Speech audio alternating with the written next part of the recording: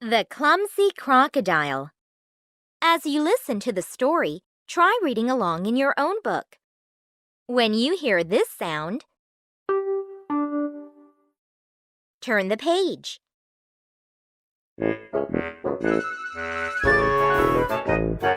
Chapter 1. Everglades.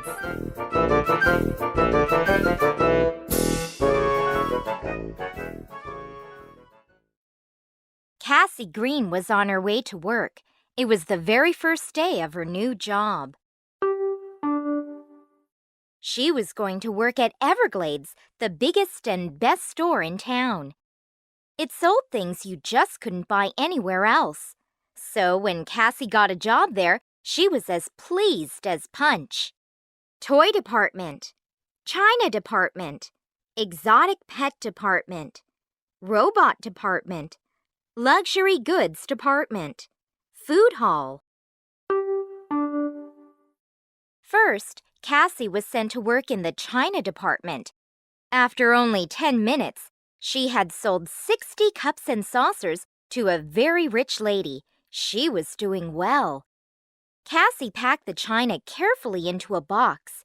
She was as gentle as a crocodile can be, but maybe just a little slow. The lady began to get impatient. Cassie quickly tied a big bow on the box.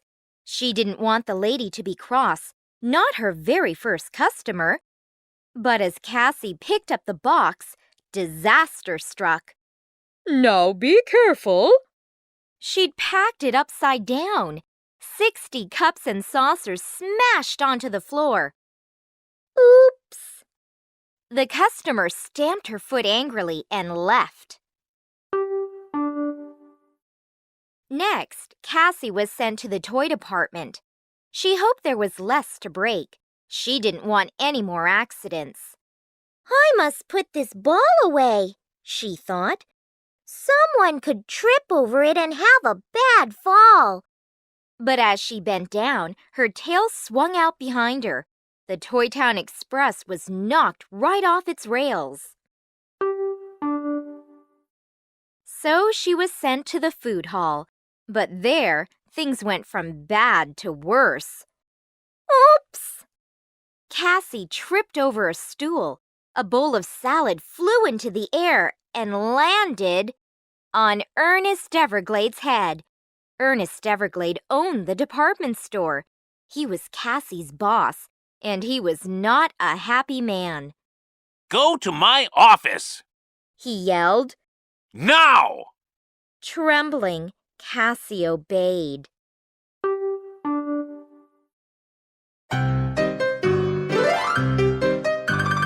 Chapter 2. A Cross Boss.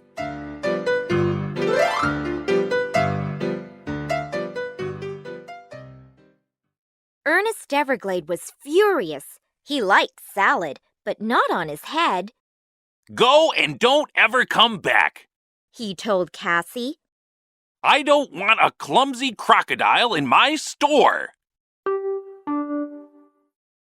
Cassie begged and pleaded. She pleaded and begged. Just give me one more chance. I'll be very careful, she promised. But Mr. Everglade was more interested in his newspaper. He wasn't even listening to Cassie. I'll pay for anything I break. At last, he looked up. I don't have time for you, he sighed. Some jewel thieves are in town, the famous Greedy Boys. Cassie gasped. Everyone had heard of the Greedy Boys, but she still wanted her job back. She began to cry. Now, Mr. Everglade couldn't stand crying. He would do anything to stop it. Okay, he said. Go to the luxury goods department first thing Monday morning. Oh, thank you. You won't regret it, I promise.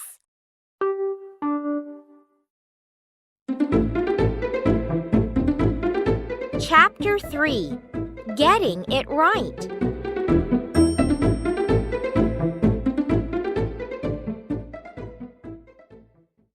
The next day was Sunday.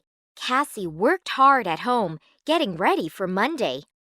She emptied her cupboards and stacked everything inside them. She stacked every pot, plate, cup, and saucer in the house. The stacks got wobblier and wobblier, and higher and higher. Next, she found paper, scissors, ribbon, and tape. She wrapped everything she could get her hands on. Why are balls so round? When she'd finished wrapping, Cassie was exhausted. All she wanted to do was sit down. But when she looked for her comfiest chair, there was just one small problem. So she set up her mirror and served imaginary customers. A flying pig? Try the pet department, sir. I'm sorry, madam. We don't sell crocodile skin handbags. You don't like your spotted socks, sir? I'll change them at once. And she smiled her toothy crocodile smile until her whole face ached. Can I help you? Mr. Everglade will be proud of me. Finally, Cassie put on her Everglades badge and admired herself in the mirror. She looked perfect.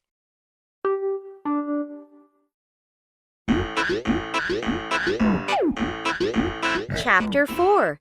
Cassie in Charge.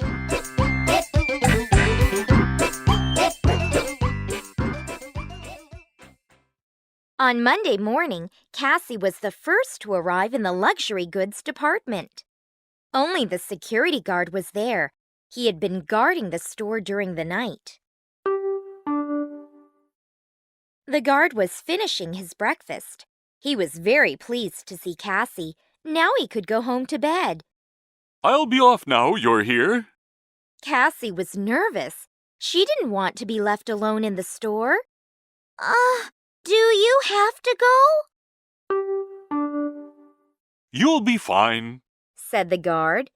Just keep an eye on the Everglades emerald. Don't worry. You can count on me. The guard left.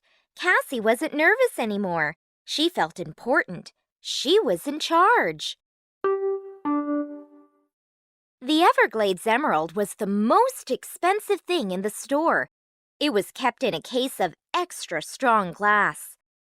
Cassie thought it was the most beautiful jewel she had ever seen. But Cassie wasn't the only one admiring the emerald. Hiding behind a pot were Nigel and Rupert, the greedy boys. What a beauty, sighed Nigel. But look at that case, said Rupert. How will we ever break the glass? Never fear, Nigel whispered. And as Cassie wandered away from the emerald, Nigel took something from his pocket.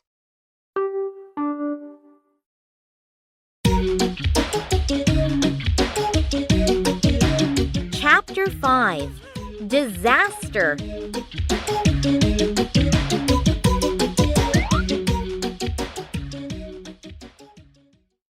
Nigel held up a small whistle. My secret weapon, he said. It can't be heard by humans, but it can. He put the whistle to his lips and blew. The case exploded. Shatter glass, he finished. He grinned. The Everglades emerald was theirs for the taking. At last, gasped Rupert. I can't wait to get my hands on it. Nigel and Rupert sneaked out from their hiding place. Their eyes glittered with greed. Now to collect our prize, said Nigel. We'll be the richest men in the world. The thieves crept closer to the emerald, but Nigel had made a big mistake. He was right about humans not being able to hear his whistle. What he didn't know was that animals could hear it. Hey! thought Cassie. The Toy Town Express! She spun around, ready to race to the toy department, forgetting her tail, which swung around too. This time, it hooked a priceless pearl necklace. Cassie tugged her tail. Oops! The necklace snapped. Pearls went everywhere, and Cassie went flying. Ah! So did the greedy boys. The rolling pearls sent them skidding to the floor. They tumbled to the ground, bringing the Everglades emerald with them. Cassie turned to see the greedy boys lying in a heap. "Oh no! Customers!" she cried and rushed over to help them up. "Please, let me help! I am so sorry!" Rupert was groaning in agony. Nigel still had his eye on the emerald. He wouldn't let a clumsy crocodile ruin his plans. He'd waited years to steal this giant gem. I'm black and blue all over.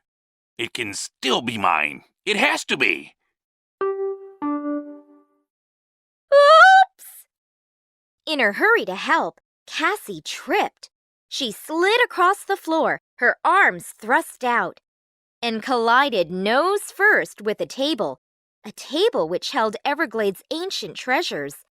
The table wobbled. The treasures wobbled. Then they crashed to the floor. Cassie got up. She was horrified. What had she done? One of the ancient pots had toppled off the table, straight onto her customers' heads. So close I can almost touch it. What is going on in here? At that moment, the boss walked in. Cassie started to explain, but Mr. Everglade wasn't listening. My tail, it got, I slid. He had just seen the Everglades emerald lying on the floor. What's that doing there? Then he saw the pot, and the legs, and the bag lying next to them, and he quickly put 2 and 2 together. He was no longer a cross boss. He was a very pleased and excited boss. He picked up the emerald and beamed at Cassie. Well done. You've saved the Everglades emerald. Cassie was puzzled. Mr. Everglade pointed to the pot. And you've caught the Grady boys. He added. "Oh? So I have," said Cassie.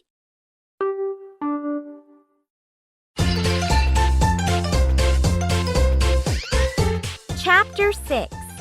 Cassie the Hero.